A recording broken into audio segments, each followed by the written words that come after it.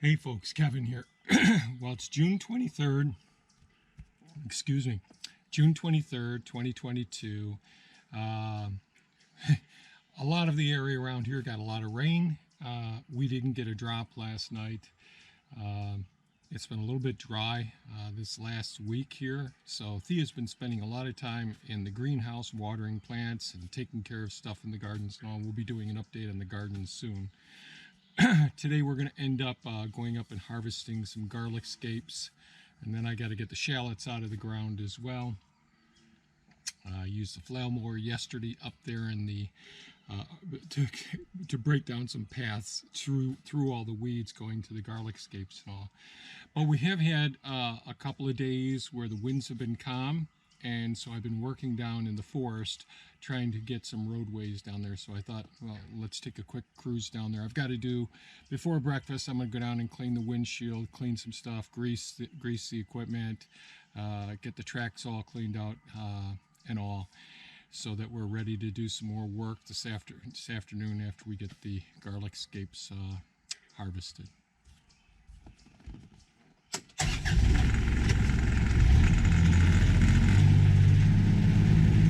Still waiting for the Dutch white clover to mature a little bit more, so that when I do mow, we can spread more of the clover seed around. And if we get some rain after that, that would be awesome.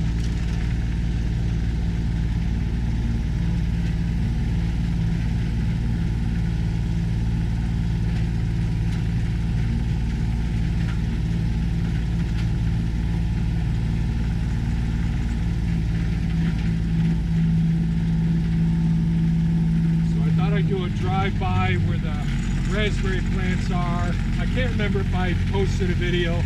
I did do some raking down here. The deer had been eating everything down. Of course, the grasses are there. There's more flowers there as well. And I've been coming down and watering as I can.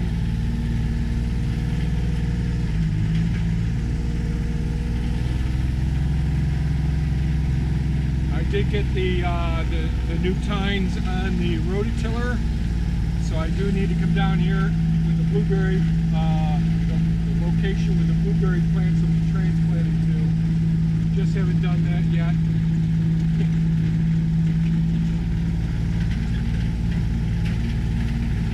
I gotta say, you know, working in the forest, especially on those real hot days, it is such a comforting, relaxing,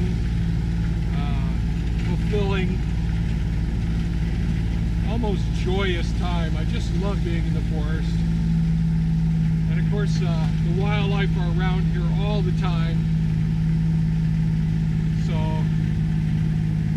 it's even though I'm working down here, it's a little communing with nature. Quite nice.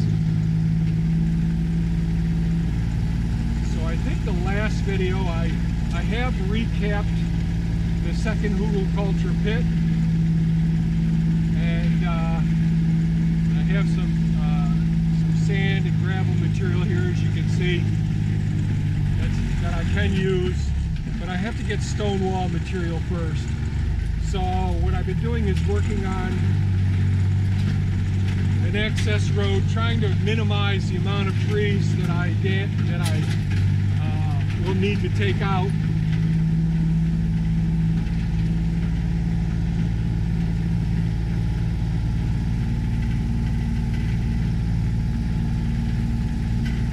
A lot of the green material that you'll see, whoop, there's a deer right there.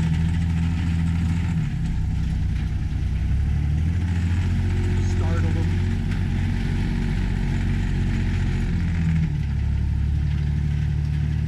A lot of the green material you see around here, there's lots of poison ivy I pulled down.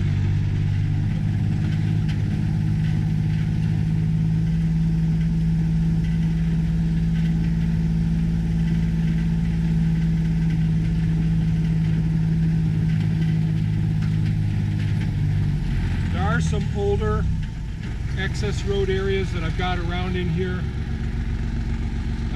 but they get pretty wet. We get big downpours.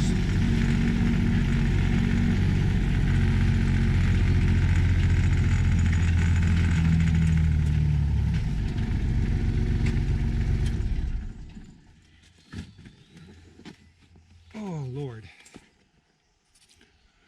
So right over there is part of the stone wall. I was working down at that end of it. Pond 3 is down there. Stone wall's here. Our road is up that way at the other side of this area here. This area had lots of activity over the years. Kids used to party down here when we were at Cornell and all. So there's glass and metal, and they used to come down and use it as a shooting range as well. And the old, oh geez, I just startled the deer again. The old foundations are up here. The private road is up here. I did take down some big ash trees over in here and piled up a lot of the dead trees along in here. There are a couple of ash trees that had some still life in it. But over in this area many years ago, in the 50s, my dad used to race stock cars. So he did bring some of his old cars that he would use to create stock cars so he could race at the Oswego Speedway. And they were down here. And of course they were pillaged because he didn't live here. And so these cars have been sitting here for years. And so I took Elon yesterday and I piled up a lot of the metal. I had thought about for years taking this stuff to a scrap yard. See one of the old cars right there, upside down. And there is still some more metal over in this area here. But what I'm going to end up doing, you can see all the grapevines. They're every place in here. And there's a little bit of life in some of these old apple trees, but they haven't produced any fruit. They're completely an understory plant at this point now. So they haven't produced fruit. And of course I got these ash trees that I've got to take out of here as well. And there's some of the ash trees and an apple tree I piled up over there.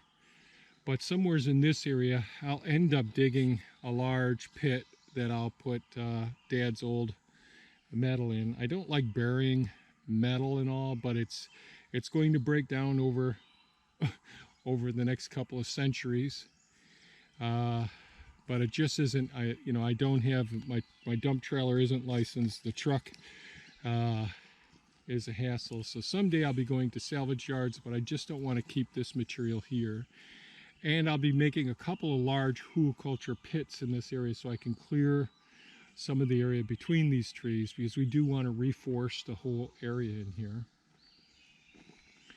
And I'll be working my way up. I did take out some stone wall here last year in order to work on access roads. So I want to work my way up over here over the next couple of days, get some big hugelkultur pits finished. But I think I posted some videos working up in here last year.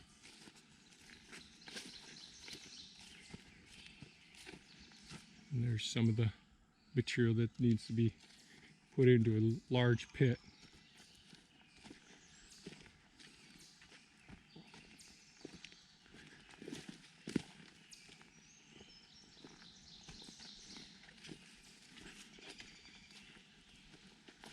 A lot more trees down in here. But this is our private road here, and last year I did take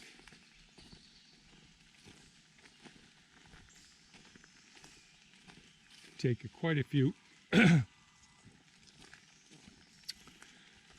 loads of stone. As you can see, one of the stone walls went right along in this area, and the other stone wall works that way. So what I hope to do is be able to get access down in here where I can take the tractor. Geez, it is starting to sprinkle some now. Take the tractor and the dump trailer and be able to drive it, navigate it safely around in these areas. But that was all a very wide stone wall. I talked about using Hound, the previous, the Komatsu CK35-1 track loader, and I use Bumblebee and Elon in here as well to take a lot of that stone out. You can see I've got one path down in here, but it's too sharp an angles for me to safely take the tractor with a dump trailer behind it. So creating some excess roads, cleaning up this whole area. There's grapevines that have completely covered this whole area up. And there are a few nice trees in here, but not a heck of a lot. Mostly ash trees that are going to be affected. So, as I can, I want to make some progress up here bit by bit.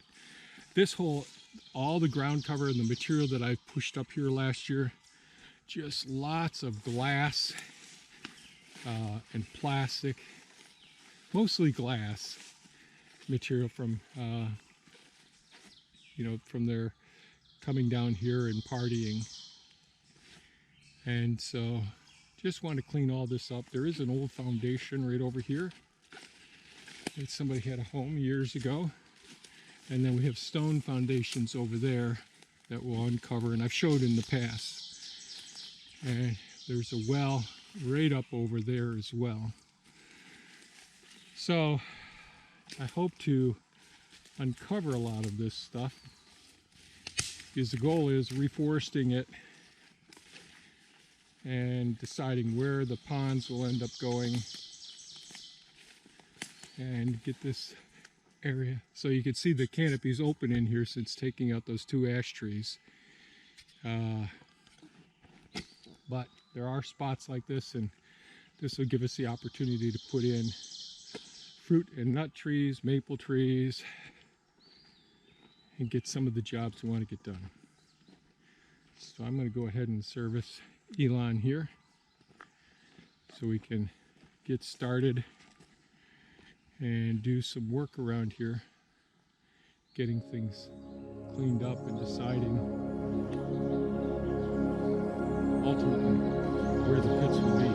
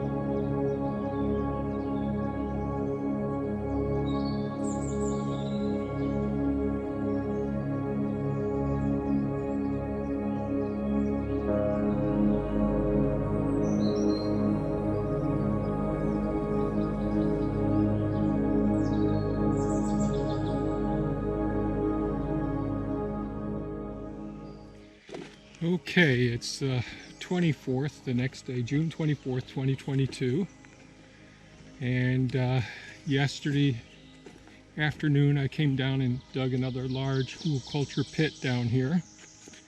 Lots of really nice sandy gravel in here, so, some stuff that actually looks pretty good.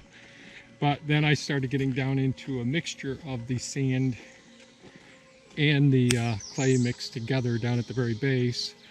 But I was able to get the bulk of the couple of old cars. Now all of the leather had rotted away. Any materials in it seemed like, and maybe Dad had removed all of those materials when he was building the stock cars years ago. But they're down there in the base of the pit, and then tree stumps and tree logs. So I have a whole lot more that I can get down in here. So I'm going to start working on, there's grapevines thick all through this whole area, and I may find some more rubbish. I'll probably won't work on all of the trees and all that I stacked over here for now. There's still stumps on some of them. Right now I think I'll concentrate on just breaking my way through up in here, taking out what's dead and piling materials down into the pit here. And got a nice pile here. So I'll get back to work. Thank you, Elon.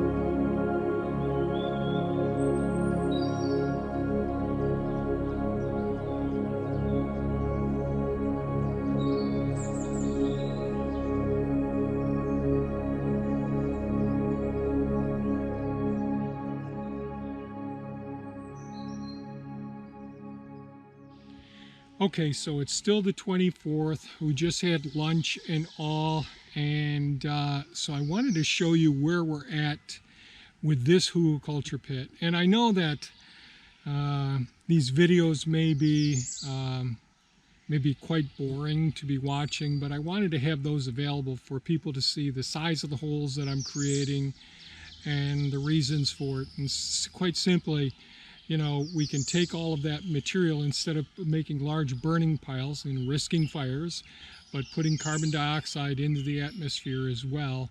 What we can do is take all that carbon, put it into the ground. Yes, it does break down. The ground will settle over time, but you can see, hopefully you'll see in the videos, that I pack and pack and pack the material. I take branches, mix it with the stumps and the logs and all, and I keep going back, working my way all the way around, trying to jam pack the areas. And one of the things I've noticed later on, previously with my other hugelkultur pits and all, if I dig down later on, let's say next summer in this area, there'll be a whole bunch of water sequestered right in this area. So it's one way of maintaining a higher moisture content in a gravel type area, like we have gravel and sand. It's one way of keeping carbon from going into the atmosphere and putting it under the ground. That will provide nutrients for microbial organisms to break down gradually. It'll also provide a good base for our forests that we're going to be replanting this whole area. So some logs I will go ahead and saw up for firewood, but a lot of this material here will end up going into the next hugelkultur pit. So this is the pile right here. You can see the top of Elon, the excavator on the other side. Here's Pepe here to give you an idea of the size of it. The pit is right in here. So this is where the pit is, right here. And I took soil that had been mounded up, covered up by all of the trees and all of the wild grapevines, as I pulled them out of the forest here. Now I don't get it all down, but I'm walking on top of the pit right here. And later on, this will settle some over the next couple of weeks. I'll go ahead and go back and forth over it like I did with the Hulk, and which is the track loader, the Takushi TB290. You'll see in some of the videos when I'm doing it, if I find dead ash trees and it's right up next to a maple tree like this, I'll just get on the other side of it and push it over. And often I can break off those decomposing roots and not damage the maple tree. And it really is important to stay far enough away from, when we're digging these pits, from the root ground. So we're looking at the canopy up above and getting an idea of how far out the roots extend. And as I'm digging, you can see the finer roots being exposed. So really super fine roots that are you know, like 1/8 of an inch in diameter, that is okay. I'm not going to damage the tree. And so I dig out the big pit all the way around in here. I'm at the edge of it.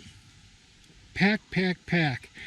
And you got to take the small diameter stuff with all the vines and the small branches and jam that around all of the trunks and all of the root balls. But this whole area here, the vehicles were right up over in here, and then I worked my way in. You could still see a lot of the remnants. The trees still have lots of vines in them. And I'm not going to try and pull off anything that's disconnected from the ground. I'm going to let decompose. I'll just make sure everything that comes in contact with the ground is cut off so it isn't getting its nutrients. I still have to go over in here. Now this isn't too densely populated in here, but this is, you can see, it's nothing but grapevines all the way up into the canopies here. And I'll grab a hold of that with Elon and start working my way backwards and watch the tops of these trees, because there's some of them that are going to snap off some of the branches as well. They just damage the trees. You can see the grapevines have completely covered up this maple here, and it completely shades out all of the photosynthetic maple leaves that are there. And so this tree is going to be heavily damaged, weakened, and as a result, it's going to die. So that's a shame. So as you can see, I was able to open up an area. This was all closed off, except for a very narrow path over here. I did use my pole saw to reach up and cut off some of the big limbs that were hanging off as well. Work my way into all these areas. And our private road's right up here. I still have a lot more work to do. But we can get some valuable resources, lots of extra, in our case, gravel that we can use for our roads as a result of doing the hugelkultur, which sequesters carbon, retains moisture, feeds the microbial community, and we keep it from going up into the atmosphere and potentially creating a burn zone, a fire that gets out of control. Will there be some soft spots in here that I'm going to have to fill in over time, especially after some heavy rains? Sure. But that's where we come back and we repack it again with Elon. I certainly realize that not everybody can go on out there and rent or buy an excavator and all, but there's lots of people that hire someone to come in and do the clearing for them.